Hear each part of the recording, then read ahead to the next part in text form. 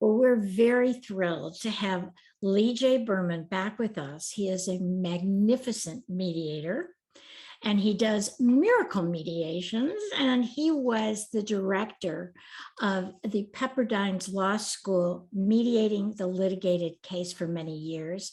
He has all sorts of accolades, but I want him to tell you a little bit how he got into mediating and a little bit more about his background and all the great things that he's been doing. Oh, thank you, Mari. So it's great to be back, and thanks so much for having me. So my background, I grew up in a family business, and later went to work for a real estate developer, and there was doing big negotiations for big purchases of land that we were going to develop, some of them for the next 20 or 30 years. And noticed that the company's style of negotiating was very competitive. It was very squeeze every nickel out of your opponent. You have to win every little battle. And I just watched what it did to the relationships with these folks that we were doing business with. And some of them we were locked into escrow and transactional periods for 3 to 5 years. And these relationships, we were stuck working together basically. And these relationships were important, and we were kind of killing them by the way we were negotiating with them. So I was very young. I understood that we had to turn it and make it more collaborative, but I didn't know how to do that. I was, what was I, 32, 30, 31, 32. And I didn't have the skills, but I knew what needed to be done. So 2 different friends recommended a mediation training course to me to learn how mediators take a competitive situation and turn it more collaborative and kind of move people around the same side of the table to face a problem together, rather than seeing the other person as the problem. Right. And I came out of that class and said, this is what I want to do with the rest of my life. And that was 27 years ago. And I have enjoyed amazing opportunities to get to work on amazing cases, some of which we'll talk about today. But I just, Mari, I love what you and I do. I love that we get to work with people who are having a difficult time. And, sometimes it's a lawsuit, but a lot of times it's not. It's just in the workplace. It's, people getting along, and we get to help them get along better. And that's such an important point. So I thought we'd kind of focus today on the workplace. And of course, when you had the family business and you were trying to do all the things to get escrow closed and, deals made, I mean, that's when you saw how important it was in the workplace. And, when people come to us, a lot of the times it's wrongful termination or sexual discrimination or a partnership that's ending, or a breach of contract between 2 businesses. We're seeing that, most of our day is in the workplace. And if we're not getting along, it makes it miserable. And, there are so many studies that I've looked at about the cost of conflict, negative conflict in the workplace. I mean, conflict's inevitable, right? But we don't have to make it combative. And so I'm seeing that, we're talking about billions of dollars were lost last year in, people getting fired, or people leaving the corporation because they're miserable because of the boss that they have, or all sorts of things that happen. It's a bad place to work if you're constantly feeling in conflict. So we're going to focus on that today. Mari, you hit on something that's so important, and that's the timing that we're called in. If it's in litigation, and if it's a wrongful termination or a harassment or a discrimination case or something, or wage and hour or whatever, if we're brought in a month before their trial date and they've already been in litigation for months and months and months and spent all of this money, that's a whole different conversation than if we're brought in at the very beginning of litigation, where we can still talk about reinstatement and transfers and things like that that give us more creativity to work with. But the best time for us to be called in is when it first happens in the workplace, long before it escalates to a complaint within the workplace or a complaint in the courthouse. And we can actually work with the real people and resolve those problems early. So the sooner we're called in, the more we can do to help. And I think that the more we can actually have productive outcomes to a resolution, rather than just a compromise or something like that. Right. Right. And when you say the sooner the better, even sooner than when there is really, uh, an imminent lawsuit. It's like training them when they see that things aren't working or they're having some challenges and they're wondering why people are leaving, or they're wondering why, you know, uh, projects aren't getting done because people are infighting, right? That's even a better time to bring us in and do some practices with them, some conflict management skills and transformative skills, so they don't even get to the point where they have to hire outside counsel and worry about a lawsuit that's going to be filed in a few days. Right. So like, you're right, the earlier the better, even earlier than an actual threat of a lawsuit, right? You hit it really on the nose. The really good HR people will start to notice when there's an exodus of people leaving who all work for one person or one department. They'll start to hear exit interviews that say, I can't work with this person anymore. And even before exit interviews, if there are people who just want to transfer departments and not work for this person, they understand that there's a problem. And it may just be two people. Look, right now we're in a work environment where every company I work with is having trouble finding enough talent. They have open positions and postings for months and months, and they can't find anybody who wants to apply for them.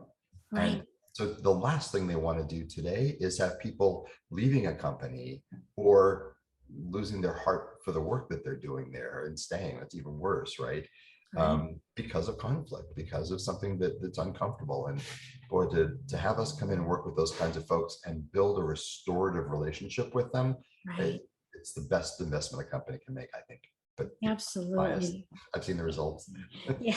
Obviously, when they have the tools to resolve their conflicts without us, I mean, that would be like our goal, is to get people to the point where they really don't need us. If we go in there and, where do we learn these tools? Like you said, you didn't have the tools. I didn't have the tools. We had to learn them.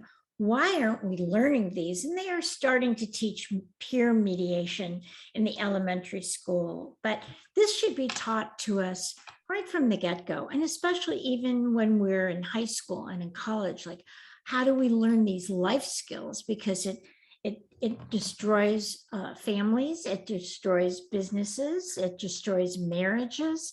But let's talk, when is conflict good and when is conflict not good? When is it terrible and when is it decent and I think it's pretty simple. It's terrible when it's not addressed and it festers and gets worse and people start escalating their actions or inactions toward each other.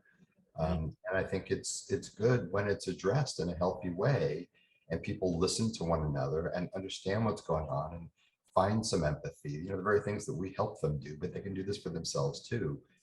And they can actually build stronger relationships with each other through having this discussion about, hey, when you said this the other day, that really hurt me, or bothered me, or I wanted to ask you about that. And when they start that conversation, they usually realize that they don't really have a conflict. It was a misunderstanding. But if left alone, it's bad conflict because it just festers and gets worse. Or they run and talk to 6 other people about what she said to me the other day instead of going to her and saying, can we talk about this? So right. that's good conflict, when it's engaged and when people are working on it. Right. And you and I were talking just before we started the show about, you're dealing with, mediation with a family business right now. And look at the beauty of what's happening, what you're doing. Why don't you just share a little bit about that? So I do a lot of work with family businesses, especially successions and all of that sort of thing, because it's a rife place for conflict. There's oftentimes a lot of money at stake, and people can act differently when there's a lot of money at stake. So this is a family where there's a patriarch and 4 siblings, who 2 aren't talking to the other 2, and the dad wasn't talking to 2 of them, and all of this really dangerous stuff was going on. Relationships in the family were just a mess. I mean, nobody had Thanksgiving together or anything like that. And if you listen to one of the siblings, the dad would walk right into the place of business, right past that sibling, and Mm, go talk to the other manager and employees and turn and walk out because he wasn't talking to that sibling. And things that are just painful. destructive and awful like that. And of course, the more you talk about it, you realize the dad's feelings had been hurt by the child, and there's a reason for that too. There always is a reason why people act the way that they Right. do. Right. And one of the things, as an aside, one of the things that I've learned is that anger, of course, is a secondary emotion, not a primary one. So when somebody comes at you with anger, it's usually protecting and covering up for fear or hurt that they're feeling. And Right. so by getting them together and having them talk about what really hurt each of them that made them so sort of wounded and kept them from being able to work together without feeling they needed this protection from the other one. That Right. was the start of a conversation where now they are talking to each other, Mhm. so far with our help, but also outside of the work that my co-mediator and I are doing with them. And it's just amazing to watch them clear up misunderstandings from the past, plot a course together for their future, and be talking back and forth to each other rather than through the mediator. And that's just such amazing progress for the business, for the family, for everybody. That's why we're healers of conflict, right? I think of the ones I've done so many of these family disputes when it's, someone has died in the family. And so it's an estate lawsuit going on, and then I hear them say, well, mom always, that was mom's pet. That's why they're getting the house. Yeah. I should be Well, getting the like you house. better, right? Yeah. And so, a lot of this, like you said, it's really the underlying hurt or the underlying fear or whatever it is. And if we can get to that, excuse me, as I return. It's true though. The things that happen to us young in life, especially in a family structure, those things carry forward, and you'd be surprised the age of the stories that I'm hearing today. I mean, these siblings, the adult children who are trying to take the business over now, are all in their 50s, and dad's nearly 80, and they're still talking about things that happened, way, way, way back in the Oh, past. And it is a lot of, you like so and so better than me, and so got a new car and I didn't, and right. Yeah. Yeah. Yeah. it's So real. It's it, real for them, and it's driving conflict in their business and in their yes. lives. Yes. And, it's when people are, what I've come to realize, when people don't feel heard, they don't feel respected, they don't feel that their dignity is cherished. Those are the deep things that really cause conflict. When I hear that somebody, the team, for example, a work in the workplace, the team, somebody always takes the lead, and then everybody either hates that person or that person does all the work and feels nobody else does it. And it's because they don't know how to work together. They don't know how to communicate effectively. Right. And that's, I worry with all of our iPhones and our different devices that we're texting all the time or we're emailing all the time, and we're not doing what you and I are doing right now, which Right. is hearing each other's intonation and looking at each other and understanding each other and really being curious what we're saying. Well, That is going to be lost unless we're communicating, right? you and I teach this stuff and we practice this stuff. So we know the UCLA study that said that 55% of all of the meaning that we take from a communication is nonverbal. Right. It's it's facial expression and gestures, and are they smiling, right? 38% of it is tone of voice and inflection, and do they sound angry, or are they Yeah. saying sorry, or are they saying I'm sorry, right? Yeah. But if it's a text, you don't know what that intonation is. And so the study says only 7% of the meaning that we're trying to convey is actually contained in the content, in the words themselves. So Yes. when we're texting and emailing, we're cutting out 93% of our intention. And when that person reads it, they project onto it the voice that they think we wrote it with, which may Right. not at all be the voice that we And mean. it's an assumption, and you know what an assumption is, right? So Exactly. yeah, and I see that so much in the workplace, people are getting on chat, or they're texting, or they're doing that. I'll go out to dinner with my husband, and people, these young people next to us will be, texting each other, and they're sitting right there with each other. I mean, I don't understand how that works, but Yeah. and I understand people, the younger people, even my kids who are young adults, they would rather text me than pick up the phone Yeah. and Yeah. talk to me. It's definitely a thing, and it's not just them, but there's No, a time where you need to, and that time is when there's a potential for conflict. So somebody sends you an email and says, I can't believe you did this, and da, da, da. When yeah, that happens, the worst thing you can do is hit reply. the, yes, the next best thing you can do is pick up the phone and go, hey, what's going on? Let's talk this through. The exactly. really best thing you can do post COVID, if we're all back in the workplace, is go walk down the hall and go, hey, you got a minute? Yeah. Yeah, or FaceTime, or that's even better. Pick Yeah, up, like you said, pick up the phone and say, hey, did we just have a misunderstanding? Because I value our friendship, and I want to know what's going on.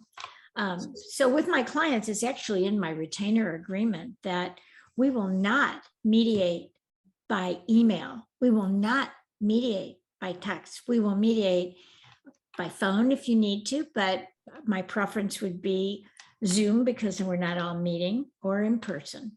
yeah, But I agree. yeah, at least if you can Zoom like this, I can see your smiling face. I can see I can see you, and that connects us, I think, better.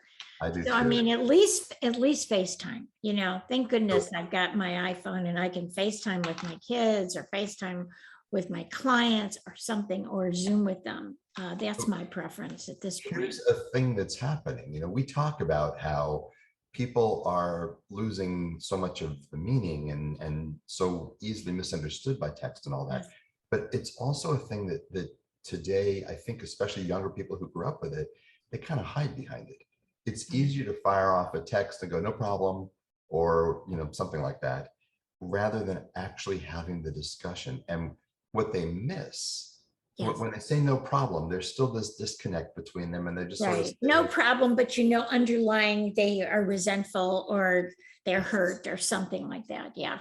exactly. But if they engage and talk about it, then they rebuild a real friendship. But confrontation is something that people are becoming increasingly uncomfortable with, Yes. because they can avoid it so easily by texting. And the problem is, what they don't realize is they're missing an opportunity to actually build a closer relationship with that person. And Yeah. you want lifelong friends. You can't have that if all you do is text back and forth. No. Yeah, I think that is when we talked about the negative side of conflict when it escalates, but there is a positive side of conflict. Oh yeah. And that the positive side of conflict, and if we can consider, sometimes it's a gift to us, because it's a wake up call.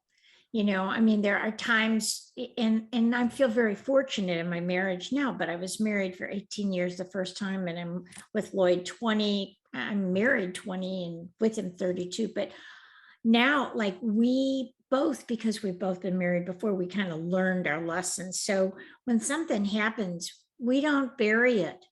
We immediately address it. So, if he says something that sounds in, a voice where it sounds kind of flippant, or it doesn't sound genuine to me, I'm going to bring it up and say, what's this about? Yeah. Good. And Good. and there is a conflict there. So conflict is really just divergent views, or a misunderstanding, Yeah. and it can be a real transformative opportunity, like you were saying, because when we sit down and talk about, well, this is what I was feeling, this is how I heard it, and this is how you heard it, and that was not my intention. It was not my intention to do that. So two And things. Oh, sorry. Go ahead. no, go ahead. I was going to say, first, Garth Brooks wrote a great song where he said, we bury the hatchet and leave the handle sticking out. And I think that's what people do when they avoid a conflict and don't actually resolve it. They Yeah. say, oh, it's fine, but it's not. It's still, they're going to pull it back up later because it's still there. But the second thing comes back to what you were saying earlier about listening. One of the things that you and I do as mediators is we listen really deeply to people, to what they're saying and to what they're not saying. Mhm, mhm. And that's an art that's really been lost, especially in the electronic age. We don't have the attention span sometimes to hear somebody all the way through to the end. And when I'm training mediators, one of the things I have to teach them is don't start formulating your argument back Right. while the person's talking, right? But actually listen all the way until they're done. Because the truth is, people aren't used to that. And they will run out of things to say while they're still talking because they're so used to being interrupted. But if you let them go, every single time in the last half of the last sentence they say, that's where they're going to give you the nugget. That's where they're going to tell you the thing they had no intention of telling you, or they're going to say the thing they were holding back, or the thing that really matters or that's driving it for them. So if you just let them go to the end, that last little bit, that's worth waiting for. I promise you every Yes, time. yes. And that's what's going to give them the feeling of legitimacy. Yes. And being Because, heard. We all want to be heard and seen, right, right? And so sometimes what you and I are doing when we go into a workplace, for example, is we're hearing and seeing people for what they're really saying. So in this one of these family disputes that I was working on, the family business disputes, one of the daughters looked at the dad and said, I don't get paid as much as the others, and it makes me feel like I'm less than in your eyes. And oh, sometimes I feel like it wouldn't even matter if I was here and if anybody would notice if I was gone. And wow. the dad said, well, we can find some other ways to get you money. And I said, let me just ask you something. Did you hear the last two sentences she said? And he said, no, refresh them for me. So instead of letting her have to go through saying that again, I said them.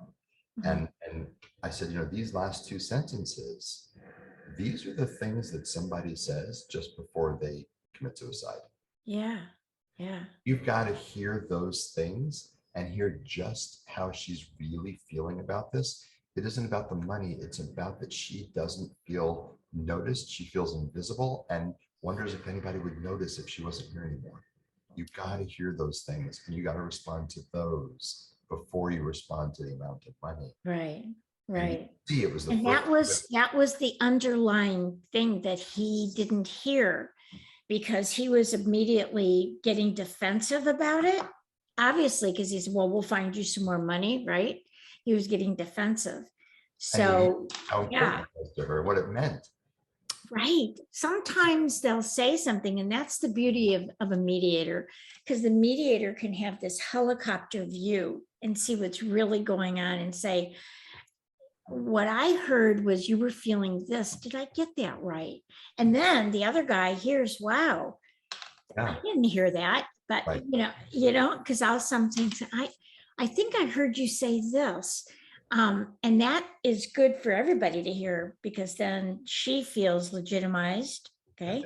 And then the other one says, no, I didn't hear that, and say, oh, well, gee, I really didn't know you felt like that. I didn't know that you felt less than or, not on par with your brothers. And And it gives an opportunity to say, I'm sorry. yeah, yeah. And what can I do to make that better? Right. Right, Now right. we're building something. We're changing the course of their relationship from sort of the railroad tracks that it was on, and we're kind of Yeah. taking to mix a metaphor. We're taking an off ramp and going a different direction, where they're going to have different kinds of discussions going forward. And I guarantee you, he's going to hear her differently now. Yes. But it just took that. It took a recognition of what Mm. she was bold Beautiful. enough to say out loud. That took a lot of courage for her. Yeah. And the other thing, and I don't know, I would imagine you kind of coached her on this, but this is a really important issue is whenever you say you with something negative, it escalates the conflict and causes more defensiveness. But what it sounds like what she said is, I'm feeling, not that I'm getting less money and I'm feeling that you don't care about me as much or whatever, she was saying.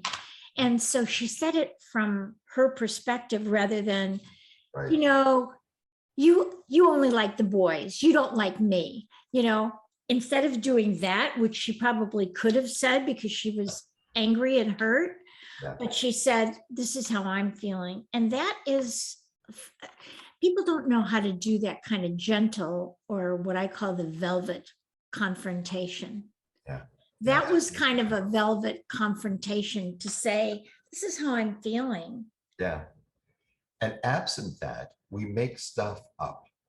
I used to have a communications trainer that I worked with, and he had T-shirts from Mississippi State University all over his place. And it really stood in his office. It stood for making stuff up. How much are you making stuff up? So I worked with these two vice presidents of this large Japanese electronics company. One was in charge of import and export, or maybe just import, landing all the product here in the US. This was the US division of this company. The other one was in charge of worldwide distribution from their warehouse here in California. And these two, at one point, I learned, had been best friends. They had homes that backed up to each other and used to like mow the lawn on a Sunday and share a beer over the wall. Now they weren't talking to each other. And when we tried to break it down, one of the things we learned is that because they didn't talk about their conflict, each projected stuff onto the other. So it was a Japanese executive who came over here when he was 18 years old. First generation Japanese American. And it was a third generation African American from military family, all three generations, completely different styles of leadership and management. Right. And they were both vice presidents or senior VPs. And it had gotten really destructive. I mean, the whole company was split in half, taking sides and all of that before they called us in finally, before they called me in. But one of the things is the Japanese guy would say, he's always sending me emails. He knows I'm uncomfortable with English. And I've asked him before, just pick up the phone. And he said, I thought I was giving it to you so you could read it at your convenience, because I don't expect you to be sitting at your desk waiting for my phone call. And he says, well, every time I call you, I go to voicemail. You don't even answer my calls. He said, I don't sit at my desk. He said, I'm down on the assembly line, the military guy said, patrolling the troops and walking the line and, all of that. And each one said, the way he's doing it, right, exactly. The way he's doing it isn't the right way to manage. But it was for each of them. They just thought the other one, he's like, he's never in his office. He's never working. and the military guy says, he doesn't answer my emails and I don't understand why. Like, how does he expect me to, so just getting him to talk about this stuff. And by the end of it, they ended up shaking hands, apologizing, and agreeing to have lunch once a week, every Monday, and all these sorts of things, while we worked out the rest of the conflicts that they had built up by not talking to each other. So it can be repaired, and it can be so much better on the backside of it, but only when you sit down and really listen to each other. Right. I think most people probably expect us to say talk to each other, but it's really listening to each other that makes the difference. Listening is even more important than talking. And where did I learn something that we have 2 ears and 1 mouth for a reason? We're supposed to use both of our ears more than our mouth. So yeah, that's one thing that we learn in mediation 101, right? That listening is the most important skill that we have. And when I teach negotiation, I say the same thing. Like you said, you get information. Information is power. And also it's a way of really respecting the other party. You're listening to them. You're going, wow. And you learn and you go, wow, I had no idea you thought about that the way that you're thinking about that. Or, gee, I had no idea that I came across that way with you. That is never my intent to do that. And it helps you to problem solve, because once I know, hey, you want emails because you don't want to be on the phone when you're walking around the factory. Well, okay, I'm willing to do that, but are you willing to make time to talk to me? So then you come up with a better solution. You look at the underlying interests of everybody, and you kind of say, okay, I'll do this if you do that. It's kind of the quid pro quo. I'm happy to do that. Right. And if people are emailing back and forth, it's my way or my way, and my way is better because, and my way is better because, and they start advocating for their positions. but you only get 1 + 1 = 3 if you sit together, electronically or in person, and brainstorm together and take some of each and put them together and make an even better resolution than either one on their own could have come up with. And it Right, doesn't always lend itself to that, but if that's available, you don't get it if you don't have that kind of interaction. right, right. Comes from listening. Tell me why you think it's better to do it this way. And Yeah, not so that you can argue with that, but so that you can go, I hadn't looked at it through that lens. I didn't right, understand it that way. I never thought about that other side of, the thing. right, right. Or I saw it differently, or I see it differently. I know when I when I see people arguing on Facebook or something, it drives me crazy. So I'll just say, well, we all see things differently. I play the mediator role and just say, I just see it differently. And And that's from, my perspective is different, but I value your perspective and I respect that. And from whatever we're coming from, we see it differently. And So, thank God we do, because if we didn't and we all thought the same thing, we'd be Stepford sort of people, for those who remember the movie. But yeah, but also we only learn when we talk to somebody who thinks about things differently than us. We don't learn anything if we're talking to an echo chamber. right, right. I mean, it's nice to, talk to the choir once in a while and it just have somebody to say, okay, you're not nuts. Amen. Yeah. I mean, we all want to have our little group, birds of a feather flocking together. I mean, that's fun, but it also, like you said, it helps us expand. So we don't have a lot of time. Let's give some tips right now for both of us, giving like what should you do if you're in a workplace situation and you have conflict with a peer or your boss or a subordinate. Let's kind of talk about that if you have that. So People, go ahead. I'm going to I let was, you I go was gonna say, first. you made a mention earlier of I versus you. I think I statements are one of the most powerful ways to start a discussion like that. Do you want to take them through what that sounds like? Sure. You Okay. want me So to? Either way. yeah, go ahead. So it basically takes ownership, like you were saying before, of a response to an issue. Right. I like to talk to people about, okay, so this is what's already happened. Now, how are you going to respond to that, right? So an I statement says, when this happened, I felt like this, Right. right? So it takes ownership for your own response to it, your own reaction to it. Right. And that made me think this.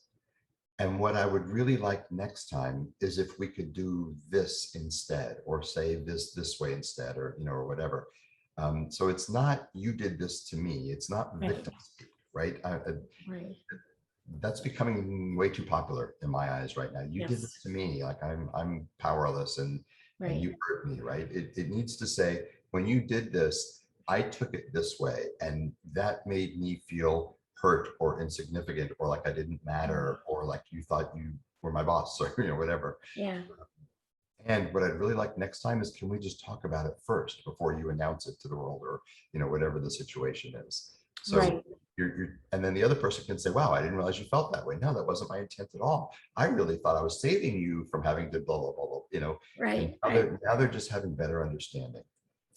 And when somebody says something to you in a very condescending way, like whether a peer or whatever, um, there's some things that we can tell you to do also is pause.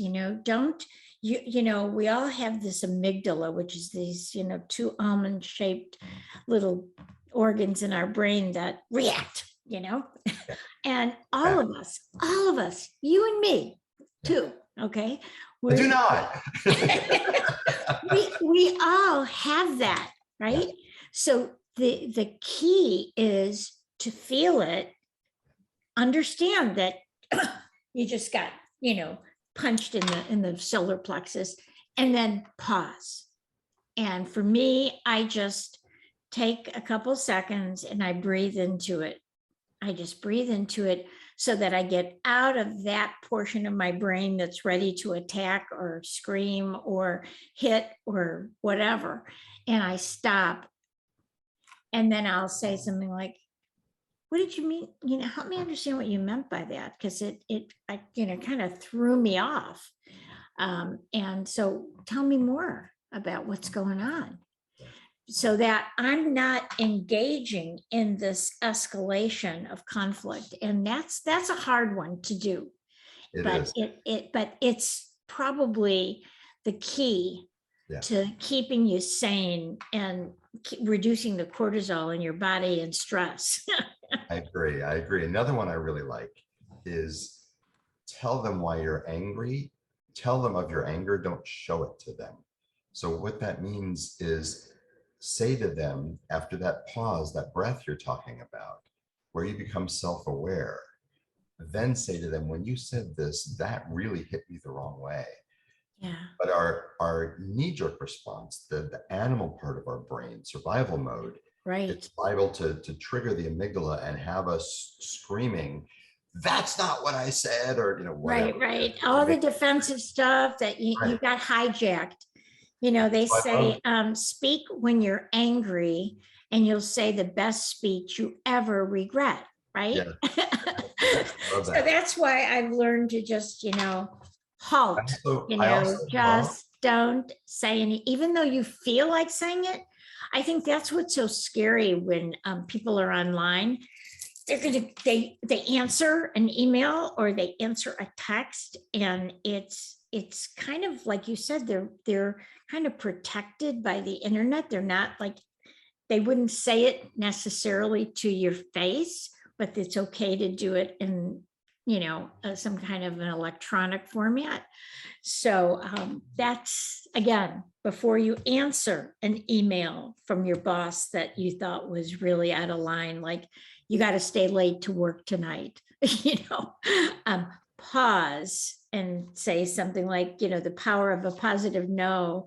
Like Bill Urey says, well, I'm not able to do it tonight, but I can come in early Monday morning, So, but if you don't take that breath and you don't get centered again and get back into, thinking of your prefrontal cortex in the front of your brain, if you're it. still in that anger, you got to like use your anger to make some good choices. I agree. And I always think of the brain as sort of sequential, like the blood can't flow all the way to your rational brain if it's stuck here in your amygdala and in your limbic system, your emotional system, right? So you've got to be able to quiet it first in that pause you're talking about in order to access the rational part of your brain. You were talking just before we got on about your websites and some trouble that you had with Yeah. disappearing and that sort of thing. And Yeah. at first, anybody's reaction to that would be outrage. Yep. But then tell us what you did next. Well, then I said to myself, it is what it is. And do I want to make myself crazy, or do I want to start thinking about what I can do about this? So you're going to go, you can't, if you're in that anger state, you can't think, you can't problem solve, Right. Right. you really And you can't. can't see the positive side. I mean, at this point, Yeah. very soon you're going to have a better, prettier, more functional, more updated website than you had. Right. Right. And So that's why we say, conflict can be, it's like the Chinese word for conflict is made of danger or opportunity.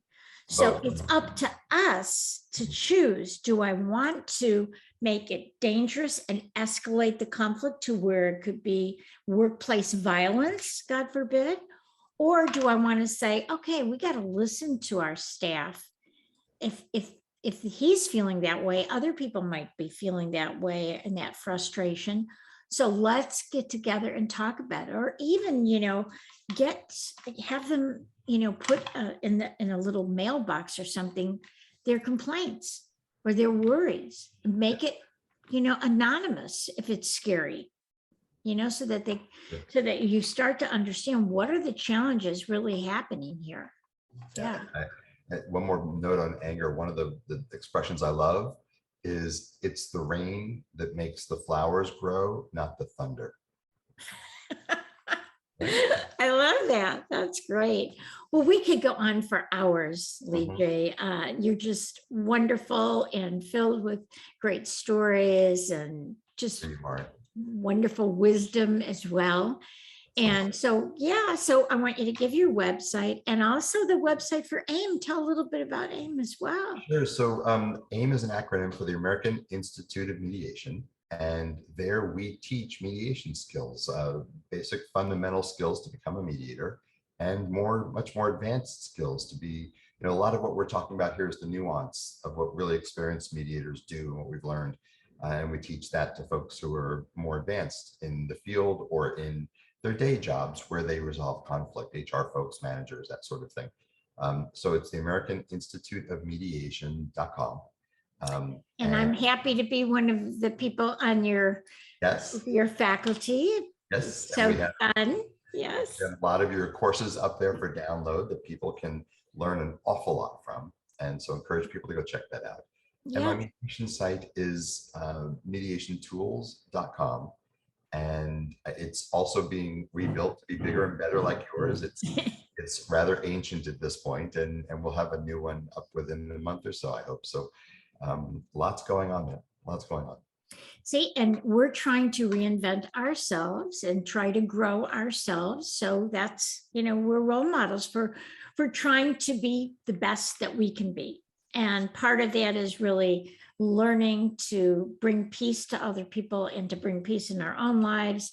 And to learn that conflict is an opportunity for growth, and we can all resolve conflict if we listen and do some of the skills that we talked about, gently confront. So anyway, it's always wonderful to talk to you, Lee J. It was great to be here, Mari. Thank you for having me. Thanks. It was so fun. And someday we will get together in person.